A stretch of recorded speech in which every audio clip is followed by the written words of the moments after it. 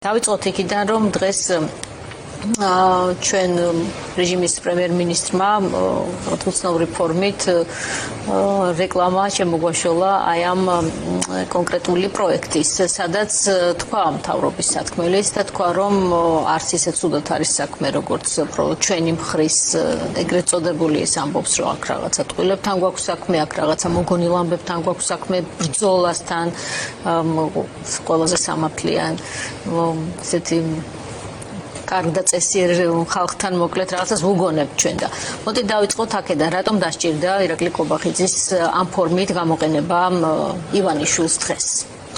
კიდევ ერთხელ მოგესალმებით, მივესალმებით თქვენს მაყურებელს, მადლობა მოწვევისთვის და მოდით შევაფასოთ ობიექტურად რა ეს გამოვლინება. ეს ადამიანი გახდა უძრავი ქონების დეველოპერი, ნაბიჯებს იდგავს ახლა ამ ბიზნესში და ზოგადად ბიზნესში და როგორც საუკეთესო პრაქტიკა ამ ბიზნესისთვის, ნახა ალბათ ერთ-ერთი ცნობილი ქართული დეველოპერული კომპანიის ესეთ ჩახვეული რეკლამები, ასე ვთქვათ, როცა ამ კომპანიის აღმასრულებლები 24 საათ ტელევიზორში ზუსტად ამ ფორმატით გვესაუბრებოდნენ და ურჩევდნენ. მე მგონი მელოდიაც იქიდან ააღებთ. აბსოლუტურად ყველაფერი. მე მგონი ერთ-ერთი კომპანია დაიქირავეს, ერთადერთი რომ ის კერძო კომპანიაა და თვითონ აფინანსებს, ეს ამ შემთხვევაში ჩვენ დავაფინანსებთ ყველამ, როგორი მძიმეც არ უნდა იყოს ამის გააზრება, ანუ გადასახადის გადამხდელება, ხო? ამ სახელმწიფომ და ანუ ამ დეველოპერულ ნაბიჯებს დგავს და რაღაცა ზღაპარი მოგვიყვა. კი. ვერ ვიტყოდი ეფექტიანია და ეფექტურია, ურჩევდი რომ კი, ურჩევდი რომ ცოტა უკეთესი ანალიტიკოსები დაიქირავონ. საინტერესო, აქედან ვერხება. უფრო მეტად თავის მართლება ხო არის? თავის მართლებაც იყო ალბათ, უფრო რაღაც ყვადღების გადატანაც იყო და ამ რაღაცა ესეთ ერთგვარი პრომო ვიდეოთი გავიგეთ უფრო მეტი დეტალი, რომელიც დეტალი რა, ნუ მცირე დამატებით ინფორმაცია, რომელიც აქამდე არ ვიცოდით. დაემატა ის რომ გააჟღერა რაღაცა კონკრეტული ციფრები უკვე, ანუ რამდენი ბინა უნდა იყოსო, ანუ რამდენი მუშა ხელი სამუშაო ადგილი შეიქმნებაო, მეორე, პირველი ვერსია იგლჰილსის საიტზე არის 31000 იყო. ამან თქვა ახლა რომ 28000-ო და შემდგომ 8000-ო პერმანენტული დასრულების შემდეგო. ანუ ასევე გაჟღერდა 10 წლიანი პერიოდი, რომელიც აქამდე აჟღერდებოდა. ყველა ინვესტიციას ბჭყალებში აქვს დასაწყისი და დასასრული და კომერციული საიდუმლო არ არის ეს ნაწილები, რასაც ალბათ არის კომერციული საიდუმლო, მაგრამ მაინც ვერ დაიწიეს ამ საიდუმლოს შენახვა, იმიტომ რომ რაღაც თქო უნდა ბჭყალებში დაგვაბოლონ რა და ნუ კარგად გამოსდით დაბოლება, როგორც წინს თავისი ამორჩეველის ხო ყავთ, ხო ობიექტურად ამ კონცეფტს ამორჩეველი და ასე რომ ეს ამორჩეველი შეშფოთებულია და წესი და რიგით, აი მიუხედავად იმისა, რომ იმ ხალხს რა ფინანსური ან ბიზნესური ან ასეთი განათლება და აპეტიტები შეიძლება ჰქონდეთ უძრავი ქონების არჩევისას და შეძენისას, მათთვისაც ესეთი უფრო მეტი კითხვა უნდა გაჩენილიყო. მე ვეცადე ძალიან ესეთი გასაგებ ენაზე არაფინანსისტებისთვის დღეს სოციალურ მედიაში პოსტი გამოვიდა. ეს მიმართვა მივიღე პირადადაც, იმიტომ რომ ეს კონკრეტულად ასახელებს უკვე ზოგად იმას, მეც მათ შორის deep state ვარ, თურმე ნაციონალური ბიზნესმენი ყოფილა დღეს ჩემი შვილი მოვიდა, მე ჩემთან ერთად დააპატიმრეს მაშინ და სცემეს და გაძარცვეს ასევე და ჩვენ რაღაცა არ ამბობდიო ოჯახშიო, რომ ნაცების ბიზნესმენი ყოფილიყარო და არ ვიცოდი, პრობლემები ჟურნალისტებთან არის და შევახსენეთ, რომ თქვენი ყავით ამ მთავრობის ეკონომიკის მინისტრი. კი, მოადგილე ვიყავ ეკონომიკის, მაგრამ არა ამ მთავრობის არა გამქვეყნეს და ჩემ პერიოდში ორი პრემიერი შეიცვალა, ნუ დაახლოებით ასე შემდეგ, მაგრამ მე არც ამ ქვეყნის ეკონომიკის სამინისტროში წავედი, როგორც თვითონ მეამბობდნენ, ცოტა გამონაკლისი იყო და ნუ მოკლედ ტექნოკრატიული მცდელობა, ეს ექსპერიმენტი ჩაფლავდა ჩემი სახით და ჩემი კარიერაზე და ექსპერტი და დაკვირვებული ექსპერტი, რომელიც სჭირდება საზოგადოებას. მოდით დავიწყოთ საკითხით გასაიდუმლოება და კომერციული საიდუმლოს დარქმევა დოკუმენტზე, რომელშიც მონაწილეობას იღებს სახელმწიფო თავისი 30%-იანი დაახლოებით წილით, ხო? და პლუს სადაც ბევრ საფრთხეზე ერთი შეხედვითაც საზოგადოება ფიქრობს. მათ შორის არის ეკოსისტემის შეცვლა, რაც ყველაზე მნიშვნელოვანია და ყველა თამდევი პრობლემა. კი, რა თქმა უნდა, ბიზნესში და ნებისმიერ საჯარო თუ სახელმწიფო ურთიერთობებში როცა კონტრაქტი დგება, ყველამ ვიცით, რომ იმ კონტრაქტებში არის რაღაც კონკრეტული მუხლი, სადაც შესაძლებელია იყოს დაშვებული რაღაც კომერციული საიდუმლოებების ნაწილი. კომერციული საიდუმლოება შეიძლება სხვადასხვა ტიპის იყოს, მაგრამ ის რომ მთლიანი დოკუმენტი გახდეს ესეთი კლასიფიცირებული და ფილმებში გვინახეთ top secret და სულ გადახაზული ისინი რა, შავად დახაზული როა და ფურცელი როა მარტო და ვითომ იქ რაღაცა წამოეკითხავ, სასვენი ნიშნებია მარტო დატოვილი, ხო, ასეთი სახით არ ხდება. მით უმეტეს, როცა ჩვენ გვაქვს საუბარი კონკრეტულ ისეთ ბიზნესზე, რომელიც პირველ რიგში არ დავარქმევდა იმას ინვესტიციას. და დროს აღარ წაგაცეთ ამაზე ბევრი ვისაუბრე, ეს არის ჩვეულებრივი ჭყალებში მარტივი უძრავი ქონების გარიგება. ანუ დეველოპმენტია, ანუ ძელეცური გარიგება, ეს არ არის ინსტიტუციური გარიგება. ესეთი ძელეცური გარიგებები ჩვენ ნახეთ, ჩვენ ამ ქვეყანაში ყავს ძალიან კარგი უძრავი ქონების დეველოპერები, რომლებიც ესთეტიურათაც, ხარისხიანათაც, აი ამ გამონაკლის შემთხვევებში აი თითით საჩვენებლები არიან. რომ გადმოხედავთ ლისიდან თბილის, კარგად ჩანს ეს და ჩანს ეს პოსტ-აპოკალიფტური პერიოდის რაღაც არქიტექტურული ვანდალიზმი, რომელიც თბილისზე მოხდა, ჩანს ის ლამაზი პროექტებიც, ვინც რამოდენიმე კარგმა დეველოპერმა გააკეთა. არ მინდა რომ დავასახელო, ამიტომ არ იქნება სწორი და ერთადერთი რაც უნდა გამოსვა, იმიტომ რომ დღესაც აი ამ გადაძეძგილ ბაზარშიც ქართველი ბიზნესმენები და უძრავი ქონების დეველოპერები ახერხებენ ისეთ რაღაცას, რომ ქვეყანაში შემოიყვანონ ისეთი არქიტექტურული როგორც არის Snow-ეტა, ეს არის ნორვეგიული, აი როგორ გითხრათ რა, ანუ არ არის რა ვერ შევადარებ ვერაფერს, აი ფორმულა 1-ში, აი მიღწევებიდან გამომდინარე, აი დაახლოებით ესეთია არქიტექტურაში. ასევე ვიცით, რომ ზაჰა ჰადიდის არქიტექტურული ბიურო, ქალბატონი ზაჰა გარდაცვლილია, მაგრამ ეს იქნება ასევე ერთ-ერთ ყველაზე უნიკალურ არქიტექტურულ ბიუროც და ძელეცურ გარიგებას. ანუ ხარე. ერთი მხარე ივანიშვილია. ამ მეორე მხარე ის ვისაც აქვს მიტაცებული ის ხალხია, ხო? ანუ ივანიშვილი ივანიშვილი ყობახიძე დღეს მისი ინტერესები. კაცი, როგორ არის კარგი სკეჩი იყო, აი კაცის უნდა რაღაცა. ერთი კითხვა, ხო, ანუ გარიგების საგანი რა არის? რა სარგებელი აქვს? ეს კონტრაქტი რო დაფარულია, გასაგებია, აქაც ორი მხარეა, ხო? რომელიღაცის მოთხოვნა არის, რომ ეს იყოს დაფარული, ან ორივეს ერთად. მაგრამ ჩვენ ახლა ვცდილობთ რა არის გარიგების საგანი, რა იმალება ამაში, ხო, რატომ იმალება და რა იმალება რეალურად. გარიგების საგანი რა არის, რასაც საზოგადოებას უმალავენ. ჩვენ შეგვიძლია მხოლოდ ვივარაუდოთ, მაგრამ მოდით სანამ ამ ვარაუდებზე გადავა, რაც რა თქმა უნდა, რაღაცა თვრალი კაცის ბოდვას არ გავს ამ ჩემზე მაქვს ამ შემთხვევაში საუბარი. თქვა, მოდით ძალიან კარგად გავს თქვა, იმიტომ რომ ჩვენი საზოგადოება უკვე აი მე დღეს ვიხსენებდი პირველი ბლოგი აი ამ საკითხზე 23 ოქტომბერს დავწერე და რაღაც ახსნა განმარტება, იმიტომ მე ამ კონკრეტულ პიროვნებასთან ბატონ მუჰამედთან შეხება მქონდა ფიზიკურად პირადი 2019 წელსაც, შემდეგ 2022-23 წლებშიც, როცა მას დაატარებდნენ წინდაუკან და მას ინტერესებდა, დიდად არ აინტერესებდა აქ არაფერი და ნუ მე უცხოთ ესეთი რაღაცა აღმოცენდა, ამიტომ სხვებზე ოდნავ წინ ვიყავი, იმიტომ პროფაილინგი ამ ტიპზე გაკეთებული მქონდა და დაახლოებით ვიცოდი მისი კარგი და ცუდი და ნუ ჩემი წითელი დროშა ჩარჭუებული მქონდა 2019 წელს, რომ ასეთი ტიპის ლუკრატიულ ბიზნესმენთან სახელმწიფო გადასახედიდან მუშაობა არ ღირს. მიუხედავად იმისა, რომ ის ოდესღაც კი არა, ახლაც ერთი ფეხით წარმოადგენს ემარს, მაგრამ მეორე ფეხით ძალიან ბნელ ადგილას უდევს. ამიტომ ეს საკითხი არის ჩვეულებრივი დეველოპერული რაღაც კონკრეტული მიკროგარიგება. რას ნიშნავს ბნელ ადგილას უდევს? ესეც ავხსნათ. მოდი გადავალ და სანამ ამას დავასრულებ ამას. ძალიან დიდი დრო იკარგება, მე ვფიქრობ, ჩვენ საზოგადოებაში ამ რაღაცა უმცირეს გარიგებაზე და უკვე მეორე და მეოთხე ხარისხოვანი, იმიტომ მე ვფიქრობ უფრო, რომ ეს საკითხი კიდევ უფრო რაღაცის გადასაფარებელი ჭყალებში ტრუკია და რაღაც გათამაშება. რატო ვფიქრობ, ბოლომში გეტყვით ახლა ბნელ გარიგებაზე. ჩვენ თუ მოვძებნით კარგად ინფორმაციას ბატონ მუჰამედ იმაზე რა ქვია ალავარზე, ვიპოვით პირველივე ინფორმაციას, რომ ის არის ერთ-ერთი მინორიტარი დამფუძნებელი ემა MR-ში, კომპანია MR-ში, რომელიც არის საჯარო კომპანია, რომელიც დარეგისტრირებულია და მოქმედებს არაბეთის გაერთიანებულ საემიროებში და მათი სახელი და განთავსებულია ამ საფონდო ბირჟაზე.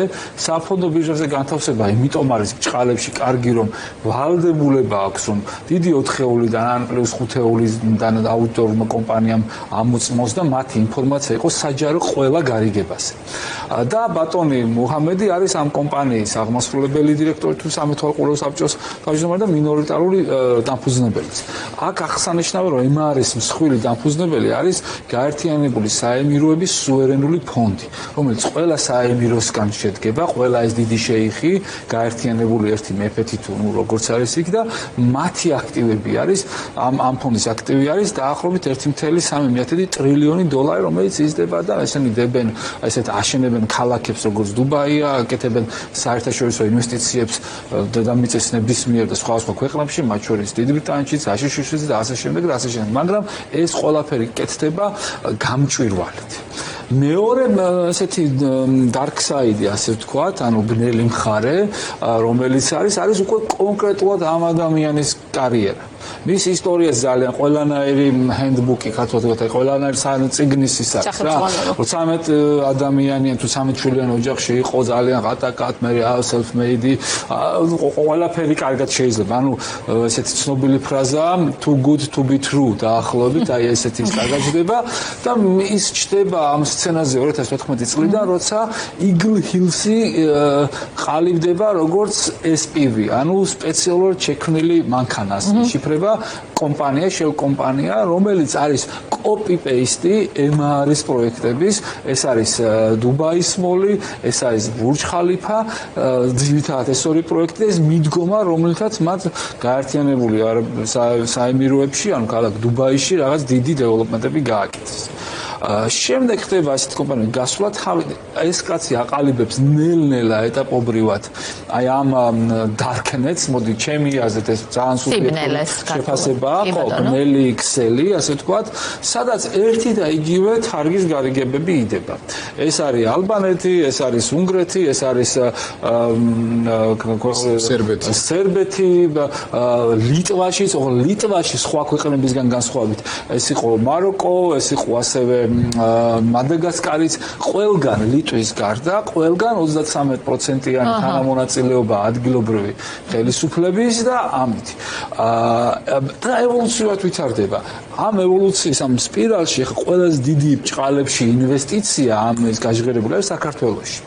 მაგრამ ამ თარგებში ეს ანუ ბნელი მხარე რაც არის ის, რომ ძირითადად ეს პროექტები იწყება ასეთი ზარზენობით და ცუმპარამპებით, ჭმიტანილი ტიპაჟები, ვინც ესეთი დიდარი მშობლები ყავთ მთავრობის წევრებს იმ ქვეყნებშიც ეგეთი რაღაცა ხდება, უცბად კიდევ უფრო მდიდრდებიან და ბევრი აკუზაცია მათზე, რომ იქ რაღაცა ოფშორ კომპანიებში არიან, პანამას ფურცლებში თუ ქაღალდებში თუ ამოვარდა ბატონი მუჰამედის სახელის ბევრი და რომელიც დაკავშირებული იყო აი ამ shell კომპანიებთან, რომლებითაც ამ ქვეყნებში რაღაც პროექტები კეთდებოდა და პლუს ამ პროექტების ახლობასაც მოყვება ძალიან მძიმე ჭრილი.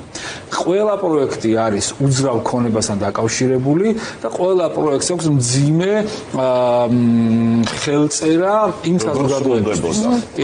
და ამ ყველა ქვეყანაში რო აღარ დაგაკარგოთ იმდენი ვწერე და იმდენი ლინკი ვაზიარე, რომ არ შეიძლება. ერთი ნიშანდობლივი რაც არის, სულ ცხელ-ცხელი წელს უნგრეთში დიახ მოხდა ამ პროექტის მთლიანად შეჩერება, რისი მიზეზიც იყო ეს განუწყვეტელი პროტესტი მოსახლეობის მხრიდან და ასევე ახალ არჩეული მერის, რომელიც არიზიარებდა უნგრული ცენტრალური ხელისუფლებისთან მეტნაკლებად ოპოზიციური იყო და მან გაასაჯაროვა იქაც ნაწილობრივ გასაიდუმლოებული კონტრაქტის ის მუხლები, რომელიც არ იყო რეალურად კომერციული საიდუმლოება. არც ნოუ-ჰაუ იყო, არც რაღაცა პატენტების გათქმა იყო და არც რაღაცა ესეთი და გამოჩნდა ეს ყველაფერი, რომ იყო უფრო დამაზიანებელი პროცესმაც აჩვენა და ოფიციალურად გაუქმდა ეს შეთანხმება სასარგებლოდ ამ მოსახლეობისა და ამ ქალაქისა. ლიტვასაც შეეხება, ლიტვაში ეს გარიგება ნაწილობრივ არის გასაიდუმლოებელ კონტრაქტის, ოღონდ ჩვეულებრივ ჩარჩოში, ჩვეულებრივი კონტრაქტიდან, იმიტომ რომ იქ არის ორივე მხარე არის კომპანიებს შორის და არა სახელმწიფოს შორის. და ამორმას იქაც რაღაც პარტანცილე ოლიგარქიული ჯგუფი არის ის მეორე მხარე, ვინც არის და გამოიყენა სახელმწიფო უფასოდ შედის მილიცას ლიტვაში. ყველგან არა, ლიტვაში სახელმწიფო არ არის, იქ არის კერძო კომპანია. მაგრამ ალბანეთში სახელმწიფო რო შევიდა ბჭყალებში, ვითომ უფასოდ ძველი ყოფილი პორტის მიწას, ამ პორტზე ევროკავშირს ჰქონდა გამოყოფილი რაღაც ათეულობით მილიონი ევროს ღირებულებით დაფინანსება, რომელსაც უნდა მოხდარიყო მისი აღდგენა, კონსერვაცია, პროფაილინგი და ამ გარიგების გამო ესეც დაიკარგა და ახლა გამოძიება მიმდინარეობს. ჩვენ ყველა ვიცით ევროკავშირის ბჭყალებში ბიუროკრატიის დეკადანსის ამბავი, იმიტომ რომ მთელი სისტემა დაფუძნებულია ადამიანების უფლებებზე და არ რაღაც გადაწყვეტილება სანამ მიიღებენ, მანამდე მიყვება რიაშნია და 1000 რაღაც არ დაზიანდეს. ეს ძალიან საინტერესოა ხარ რასაც ვთქვი, მაგრამ რაღაც გადაიფაროს უნდა ჩემი აზრით თქვენ ამბობთ ამას და აი რა. არ ვიცი, ამაზე ვარ, იმიტომ ეს ხა მოდი ავიღოთ. რატომ არ ვსაუბრობთ აი კოდში, რატომ არ ვსაუბრობთ ნებისმიერ აგერ ჩვენს მეზობლად, აქ ინფექციური ზავადყოფა გახსოვთ, რაღაც უმჩვევლებელი რაღაცა შენდება, ერთ-ერთი ძალიან წარმატებული ქართული დეველოპერული კომპანია აშენებს, დიდი წლებია ესეც დაწყებულია და გვახსოვს ყველას, რომ ხეები მოიჭრა და იყო მცირე პროტესტი და მთელი ამბავი და რაღაცა იგი მასშტაბები რა ვიღოთ ნახევარი ბათუმი კომპანიის აშენებულია, იქაც იმდენმა ხალხმა იყიდა, არავინას პასპორტი არ მოუთხოვია იმათთვის, ვინ ხარ, რა ხარ და ეს ცოტა რაღაც ქსენოფობიურში მაგრამ ყველა იმ ქვეყანაში გადასაფარად ხომ არ არის რაღაც პროექტი ხორციელდება რაღაცის გამო ამხელა ზიანს იღებს რეჟიმი ელექტორალურს და არის ერთი მხარე ივანიშვილი როცა ფულს ეხება საქმეს ყოველთვის ასეა და არის ეს არაბული ჯგუფი რომელიც მასთან რაღაც როგორც ამბობ ძელეცურ შეთანხმებაში შევიდა რატომ კეთდება რა აქედან ივანიშვილს და რა მათ რომელთაც ინვესტორებს ისევ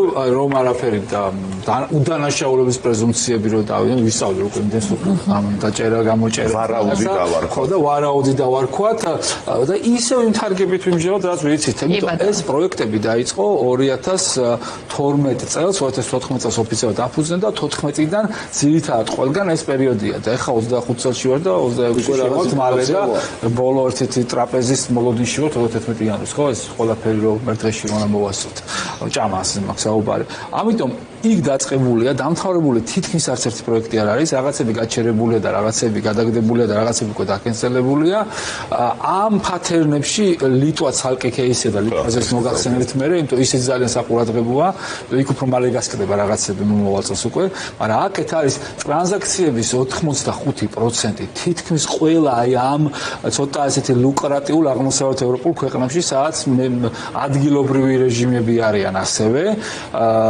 ტრანზაქციების 85% არის кэში. ანუ ევროპის ქვეყნებში სადაც საბანკო სისტემა მეტნაკლებად კარგად განვითარებულია, იპოთეკური დაკრედიტება კიდევ უფრო მაგარი განვითარებულია. თქვენ შეგიძლიათ ევროპაში მაგალითად 25-35%-იანი 35 წლიანი სესხი აიღოთ უძრავი ქონებისთვის, წლიური 1-2%-ის ფარგლებში, რასაც ჩვენთან თუ შევადარებთ, ვერ შეეძლება. მაგრამ მაინც ფიქსირდება რაღაც кэш ტრანზაქციები რატომღაც. აი ამ პროექტს ამ Eagle Hills-ის შემთხვევაში ყველგან overpriced ყველგან overpriced არის კი კვადრატული მეტრი მაგალითად ბულგარეთში ან ალბანეთში თუ უძრავი ქონების ფასი ღირდა 1000-1500 დოლარი საშუალო ევრო როცა ეს პროექტები იწყებოდა მაშინვე გაჟღერებული ამათი ფასი იყო 4-5000 ევროს ფარგლებში და ფიქსირდებოდა გაყიდვები ამაზე ეჭვები აქვთ იქაურ მედია საშუალებებს იქაურ watchdog-ებს ასე ვთქვათ იქაურ ავტორიტეტულ საერთაშორისო ორგანიზაციებს როგორც Transparency International-ი გაუნძლებელ ჟურნალისტებს თქვენს კოლეგებს რომ ეს ყველაფერი არის იმდენად საეჭვო რომ ადგილი შეიძლება კონდეს უკანონო შემოსავალის ლეგალიზებას ანუ ფულის გათეთრებას AML საკითხია და ამ ყველაფერს სწავლობს ევროკავშირის შესაბამისი სამსახურები და ძალიან ანუ არაბების საშუალებით ამ კომპანიის საშუალებით მოდი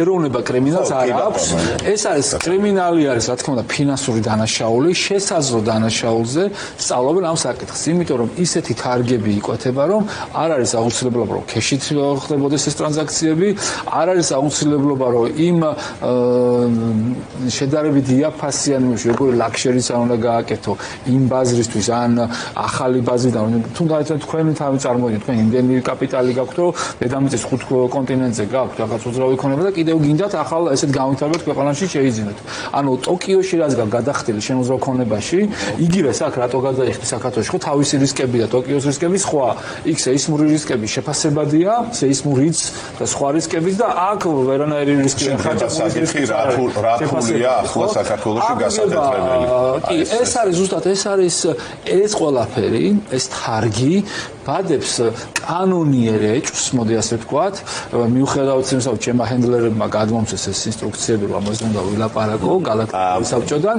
კანონიერია ეს ყველაფერი საფუძვლიანია რომ რატო ეს დეველოპერი და იგივე ხელშეწყობა ახლა კი აქვს ახლა სახელმწიფოსთან ამ კონცეფტთან დაახლოებული ვიცით უშველებელი სხვა დეველოპერებიც ხო მაგალითად ერთ-ერთმა უკვე დაიწყო გაყიდვები არც ნებართვა აქვს არც არაფერი და ქალაქში აკეთებს ისიც ხო თბილისში რაღაც ერთ-ერთ ცოტა ისეთ ტერიტორიაზე ხდება უშველებელი პროექტის გაკეთება სადაც მარტო 3 რენდერი აქვს და წინასწარი გაყიდვები საიდუმლოებული რატომ არის ხო აი არ ვიცი მოდით შევადაროთ ამ სექტორში ამ ბიზნესში კონკურენტები ხო იმიტომ სახელმწიფო და ეს ტიპი გახდა ნუ ორი პროექტი აქვს ტიპს რა რაღაცა კი მივეცით რა მისცა ამ კაცის უნამ 8.5 მილიონი კვადრატული მეტრი მიწის ნაკვეთი არ არის პატარა ნაკვეთი ასეთი პირობებით სარგებლობს რომელიმე დეველოპერი ნუ არ ვიცი ხა 8.5 მილიონი მიწა მეგონი უბრალოდ არავის არ მიწა თუნდაც ის რომელიც ხა დიდი პროექტები თუნდაც ეს რომელიც აგერ ვახსენე ხლა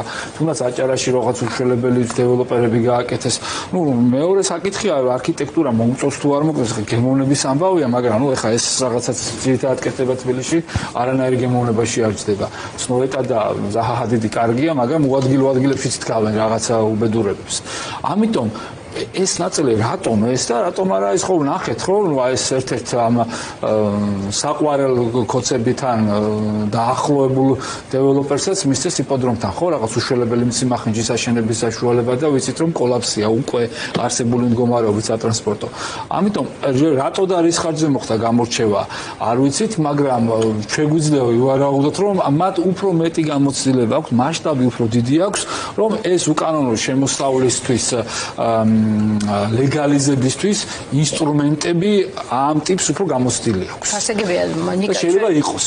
ძალიან საინტერესო იყო ფინალისკენ მივდივართ და მოდით აი რეზიუმირებისთვის მაინც ვთქვათ რომ სავარაუდოდ ივანიშვილს აქვს თავისი პირადი ინტერესი ამ პროცესში ხომ შეგვიძლია ეს მოდით ეს მარტივად ვთქვათ რა თუ მე ვარ ესეთი ნუ რაღაც ჩაოლებრივი ტიპი რომელიც მართავ მაქვს გასართობად ერთი ქვეყანა ჩემთვის და მე ამომეწურა რაღაცა უკვე ტრადიციული შემოსავლის წყაროები და მინდა კიდევ რომ უფრო მეტი შემოსავალი მივიღო ვეძებ უკვე არაკონვენციული შემოსავლის წყაროების გზებს ხო იმიტომ ჩემთვის მორალი არ არსებობს რა ჩემთვის არის მთავარი მიზანი რა მაქვს ხო მე მინდა რომ მეტი ფული მქონდეს იმაზე მეტი ვიდრე მქონდა და იმაზე მეტი ვიდრე ჩემს მეზობლებს შეიძლება გქონდეს იმიტომ მე ხო ჩემ წრეში დავტრიალებ ხო და ანუ мотивация მეტი აქვს ჩვენ სხვას ვერაფერს ვერ ხვდით მაიშოვან ფული და ესე მე იერარქიულად ჩამოწყობილად მოდის იმიტომ რომ მოდით თქვა თუ როგორც გვაყიდებს ეს კაცი რა ამ იმას რომ აი ინვესტიცია და რატო ინვესტიცია უძრავ ქონებაში ანუ რამე პრობლემა გვაქვს ამ ნაწილში ანუ